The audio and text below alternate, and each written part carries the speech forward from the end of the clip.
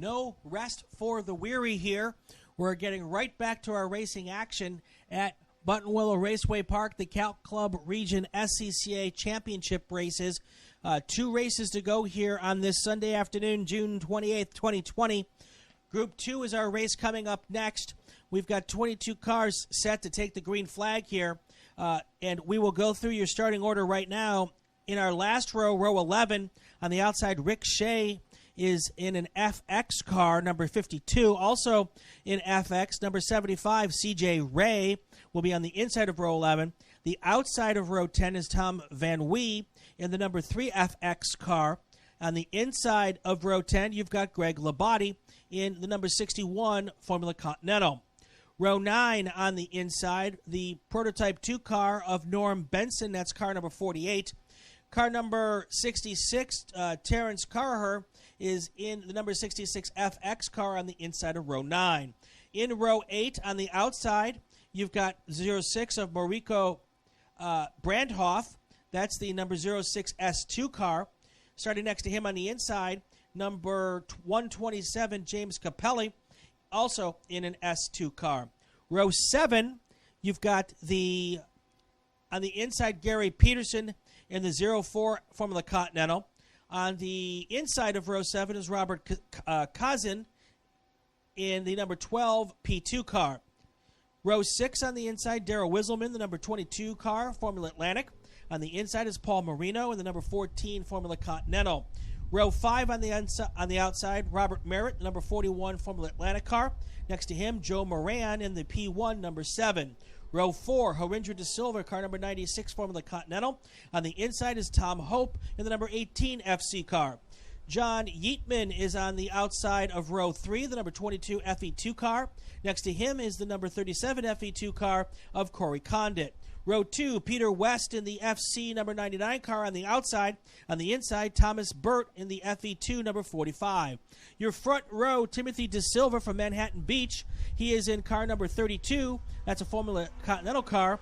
And your pole sitter is Jim Davenport, car number 23, a P1 prototype car from Alamo. Your leaders should be coming onto the main straight right now, and they are. The green flag is out. We are racing 22 cars heading to turn 1 for the first time. We will see how they get through. So far, so good. A little bit of accordion action at the back of the field, but it looks like everybody made it through the first corner okay. Now we'll see where they come through the first complex section. It's a little horseshoe. We call it the off-ramp. Looks like at this point in time the cars made it through there okay. Now they go shooting down towards the Grapevine. This is our fastest race group of the day. These are our open wheel formula type cars and our prototype cars. These are the quickest and fastest cars and my favorite cars to watch. But they're out here going fast and furious through the dogleg now and to Riverside on the first race lap. Most of the cars appear to be strung out pretty much single file. We've got a little bit of passing action going, about 10-12 cars back from the lead here as they go through the dogleg. Now the leaders will head down towards Phil Hill. Phil Hill is the back section of the track where I lose sight of all the cars because it's all tree covered and I really can't see what's going on back there. At one point I can see him zipping by, but it's so far away I couldn't tell you who's leading and who's not leading by what I see there. So at this point in time, they come through what we call the sweeper. It's a big old sweeping right-hander, then through a set of S's before they come down to Sunset, which is the final corner, before they head back onto the main straight. I'll let you know what the first 5 or 6 cars coming across the line are right now as they come through. It's going to be Jim Davenport as your race leader in the P1 car, followed by Timothy De Silva, Thomas Burt, Corey Condit, John Yeatman, Peter West, Harinder De Silva, Paul Marino, Tom Hope, and Joe Moran. That's your top 10 after the first race lap. 25-minute races today, time certain. This class, barring any kind of full course yellows, will most definitely get to 13 laps because they are our quickest race group of the day. And Jim Davenport is in that P1 car. That prototype car is the fastest car here this weekend. It's circulating its best lap right now on an opening lap is 139.7. The opening lap's never the fastest lap of the race because they don't start from a big, fast roll out of the final turn. So we'll see how fast he's really going here. Once we get the time here for the clock on the second lap, that'll be a much better indication. But his car is usually 3 or 4 seconds a lap faster than even the second place car, which is a different class, a Formula Continental car. And it's interesting to watch these P1 cars because they are really cooking. All right, there's Jim Davenport's second lap, all the way down to a 136 from the first lap. And also you compare that to his qualifying laps. Davenport qualified at a 132.3. So even as fast as that race lap is at 136, that's still 4 seconds off of what he qualified for. And so still some really, really impressive times here. The rest of the field circulating through and past the start-finish line. Again, we've got multi-class racing here. So there's several classes in this particular race. We have 2 prototype classes, P1 and P2. We also have several open-wheel wing classes. From a distance, they all look similar to each other, but they are slightly different, both in design and speed and motors and all that kind of stuff, which is why they've got the different classes. We've got the Formula Continentals, the Formula Enterprise cars, also some Formula Atlantics, and then we have our sports racers, the S2000 cars. Those cars are based off the 2.0-liter Ford motors, which are just bulletproof motors. They're amazing. They've been in SCCA for 30-plus, probably even longer years, as long as I can remember, and I've been doing this since '86. And then we have the FX class. Those are Formula Mazda cars that were in the Pro Formula Mazda series back in the day. So that's what we've got going on here. Jim Davenport's coming past your start-finish line again for the third time with a lap of 135.32. We'll see now with the second-place car, Tim De Silva. He is already 7.8 seconds back. Again, exactly how things played out yesterday. The class battle for FE2 right now, really fun. That's going to be a fun one to watch. The difference between first and second is 0.2 of a second, and the third-place car is only 1.4 seconds back. So we'll keep an eye on that. And then there's also a nice battle for second in Formula Continental. Harinder De Silva, Paul Moreno, and Tom Hope are separated by a total of 1 second from second to fourth. So that's another battle to keep your eye on here. So 2 class battles, one for the lead in FE2, one for second place in FC. We'll keep an eye on those as the laps were on here. We're about 6 minutes into a 25-minute race here. We're racing course 14 clockwise here at Buttonwillow. That course utilizes almost the entire racetrack. We're not using the far tips of any of the I guess it would be the east or west sections. So we're using the sweeper but not the Star Mazda turn. We're using the off-ramp but not the A section. And then on the straight that's opposite the main straight, we're utilizing the dog leg and not the bus stop. So that's the configuration for 14 clockwise. And that also gives us some odd turn numbers because turn 1 is corner 16.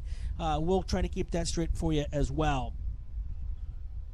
Want to take a second to remind our drivers today that we have a frequent driver program here in the Cal Club. And I will pull that up here so you can get some information on what it takes to come out and play with us. But essentially, the frequent driver program, it's a 50% discount given on a double race entry to a driver that completes 5 double entry events. Most of our events out here are 2-day events, and we normally run races on both days, so those are considered double entry events. So if you do 5 of those double entry events on the 6th event, you'll get 50% off your entry for that event. So it's a chance for us to say thank you and give back to our drivers who come out here on a regular basis to race with us at Buttonwillow and with the Cow Club. And so we really want to give that opportunity out there. You get your ticket. Drivers given a frequent racer card, and then when you have your card punched at the end of the double event, when you get 5 punches, then the next you'll turn that card in for your double entry discount. So that's our frequent racer program. So at the end of today, you should have your punch card. If this is your first event, grab a new one. If it's not your first event, bring your old one so you can get a new punch. And we will reward you at the end of 5 events with a nice discount.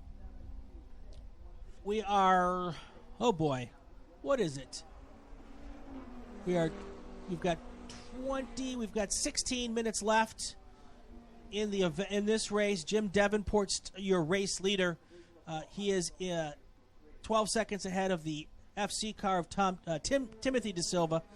Thomas Burt is in third in the FE2 car. The FE2 battle right now is really tight. There's 0.4 of a second between first and second, and then from second to third is another 2 seconds back. So those guys are really having a good time. Those drivers are Thomas Burt, Corey Condit, and John Yeatman. There's also a pretty good battle going on in Formula Continental. The race for fourth, the battle for second place in Formula Continental with Peter West, Harinder De Silva, Paul Marino, and now Tom Hope. The difference between second and third is 0.3 seconds. The third and fourth is 0.5 of a second, and fourth and fifth is 0.8 of a second. So 3 cars in class battling there for second place. Just got word that the 3 car, that is Tom Van Wee, had an off and on in corner 16.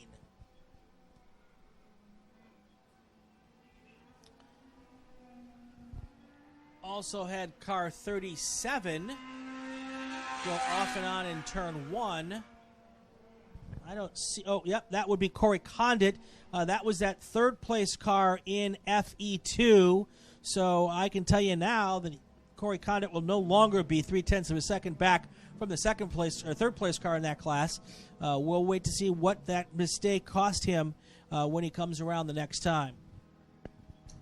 We're 11 minutes into this race, coming up close to the halfway point. When we get to the halfway point, I'll give you a full field rundown of our drivers at this point in time. I can tell you, though, that Jim Davenport is still your leader in that P1 car. Thomas DeSilva is still second place in Formula Continental. He's 12 seconds back. We'll give you the full rundown here in just a few seconds.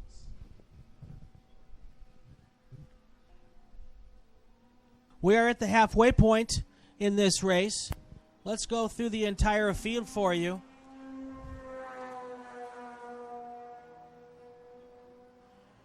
Your race leader is the 23 car of Jim Davenport. He is also your P1 class leader. Your Formula Continental class leader is Timothy DeSilva. He is in second place. Your FE2 class leader is Thomas Burt. He is in the number 45 car. He is your FE2 class leader, and he's third overall. John Yeatman is in fourth place. He is your FE2 class second place car. Now, Corey Condit still showing is the third place car in FE2.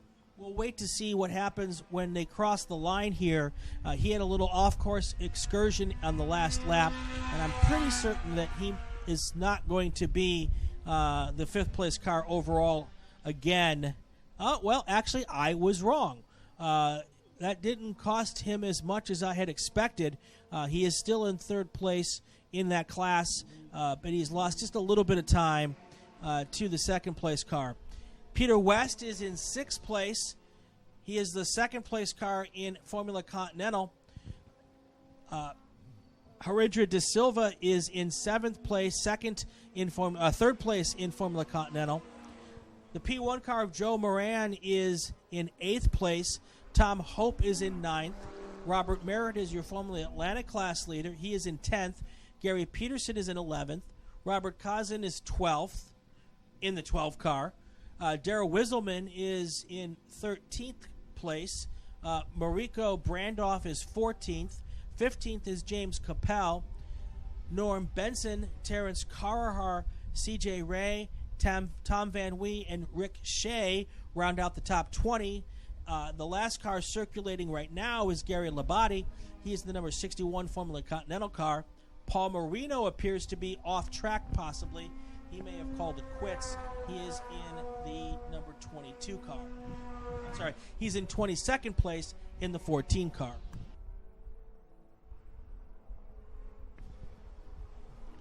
This is the point of the weekend where I've been talking for 7, 8 races, and my voice is starting to go away. I apologize for that.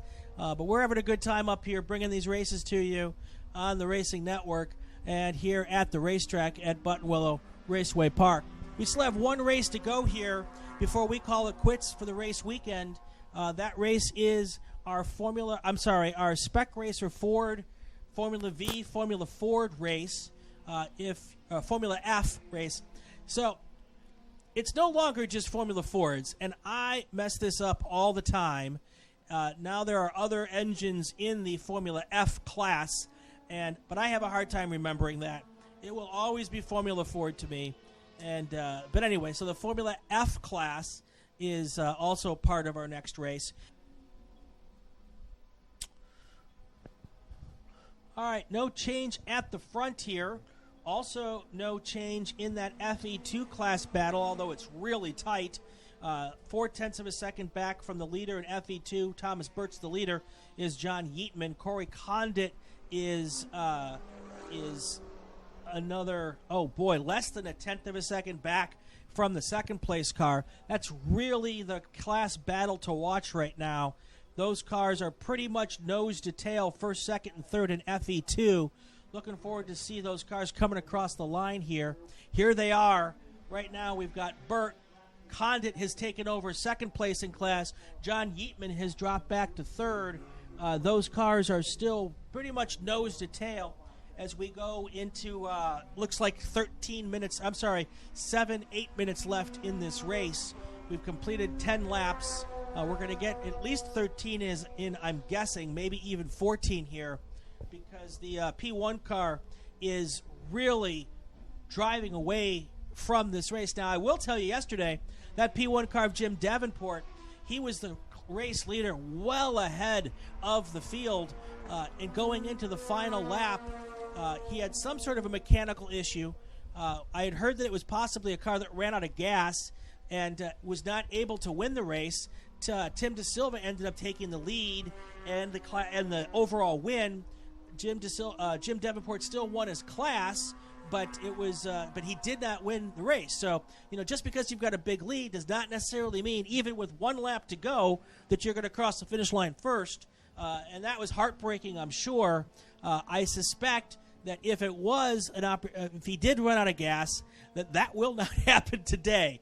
As someone who has done that before, you'll really only do that once. And you probably will not run out of gas again in that type of situation. So we'll keep an eye on that car to see what happens here. He's now gapped out a 19-second lead over the second-place car. But really what we're paying attention to now is this race for FE2 with Tom Burt, Corey Condit, and Yeatman. John Yeatman, they just crossed the line again, still really close. Only a half a second back, 0.4 of a second back from first place is Condit. Yeatman has dropped back a little bit more, 1.3 seconds back from second place, from second place. But still, the entirety between first to third is less than 2 seconds. Anything can change here as we work this through with 6 minutes left here at Buttonwillow Raceway Park in the Group 2 race. We had reports that car 3 has spun in turn 15. Let's see, that is Tom Van Wee. Had a little off course, but has continued. those FE2 class cars went through the Dogleg and Riverside in the same order. Maybe they're cooling their tires, thinking about a last lap or last 2-lap dash to try to take the lead right now. But that's right now the best class to be watching if you're here at the track. Very interesting to see what's going on there. So FE2 is a spec class. It's a Formula Car spec class that was created by the Sports Car Club of America, so it's Formula Enterprises. Right now, it is like you couldn't put a piece of paper between the nose to tail on first and second place in that class. They went into turn one right up against each other. The likelihood right now is that Corey Condit is trying to set up a pass in the last lap or two of this race, and we're coming up on that right now. When they crossed the line, there was 0.180 seconds between first and second place in FE2. So we're going to keep an eye on that. They're the same pretty much distance as they come through the grapevine turns and onto the back straightaway here. They're going to go through the Dogleg. A little bit of a gap between Burt and Condit this time, but Condit seems to be able to bring that closer together when they go through Riverside and the back twisty bits here.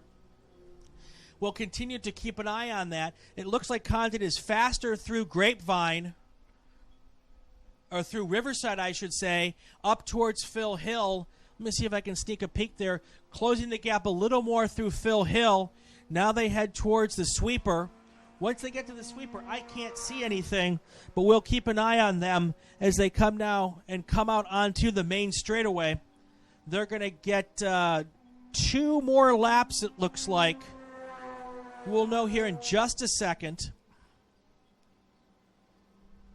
whether this is going to be their last lap or whether there's going to be 2 laps left for them. I sure hope it's 2 laps because it'll be fun to watch. Okay, here comes those FE2 cars onto the main straightaway. They're going to get at least 2 laps. There goes Burt and Condit, still 1 and 2 in class as they go into turn 1. Condit not quite as close this time as he was last time by, but he's going to get one more shot at it into the first corner because the white flag has yet to be displayed to Jim Davenport, who is our class leader at the moment. I'm hearing we might be having some more issues with the 23 car.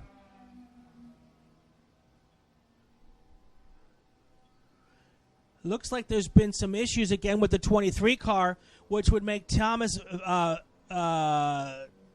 Burt.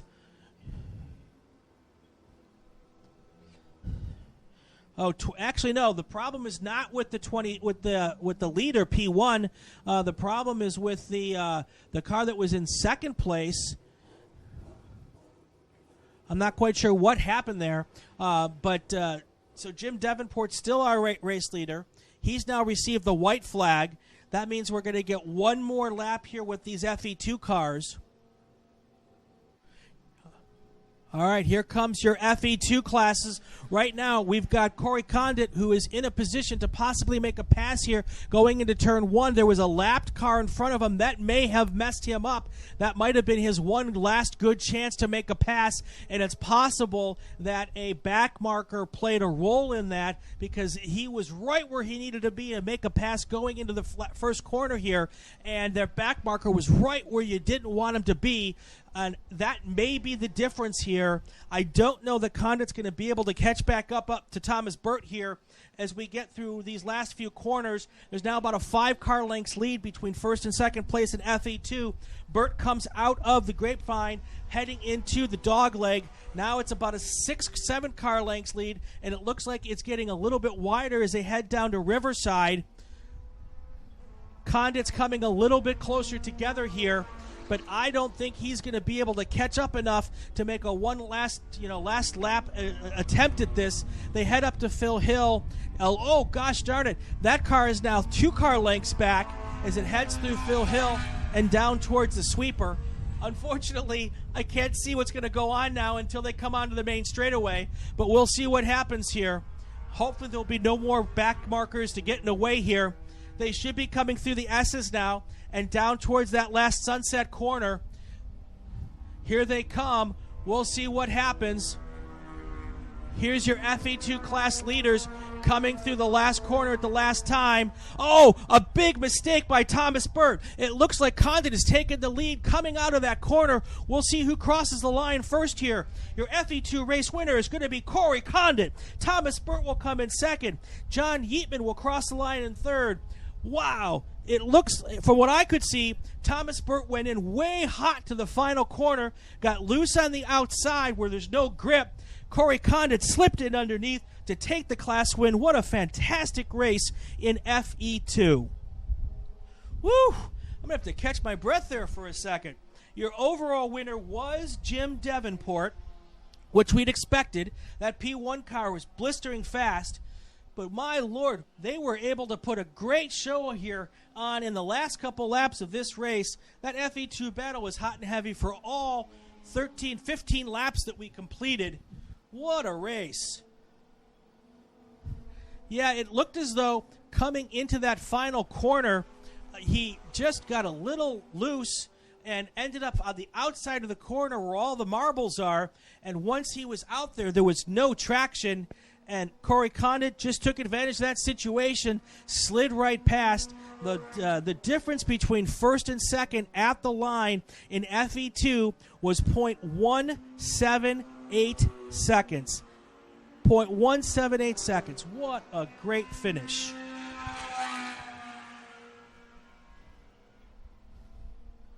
So your race winner overall was Jim Davenport. Corey Condit finished second overall and first in FE2. Thomas Burt was your third overall finisher, second in FE2. And then John Yeatman was your third place finisher, fourth in FE2. Continuing on through the field was Joe Moran, your P1 second place car. Your Formula Continental race winner was Herendra De Silva, followed by Peter West and Tom Hope, all in Formula Continental. That's your Formula Continental podium right there. Robert Merritt is your Formula Atlantic class winner. Gary Peterson was 10th. Robert Kozin 11th. Darrell Wisselman was 12th. Mauricio Brandoff 13th. 14th place was James Capel. Norm Benson finished 15th. 16th place finisher was Terrence Carraher. 17th was C.J. Ray. Tom Van Wee finished 18th. Your 19th place finisher is Timothy De Silva. He was your race leader, and in FC and second overall for most of the race. He ended up finishing in the pits in 19th place. Rick Shea was 20th. Greg Labate was 21st. And Paul Marino was the one car not running at the end of the race. That's your full field rundown from Group 2. Jim Davenport, your race winner, but definitely the race of the day up to this point, Corey Condit. He slid by on the last corner of the last lap to take the FE race win over Thomas Burt. That, at this point, is our drive of the day.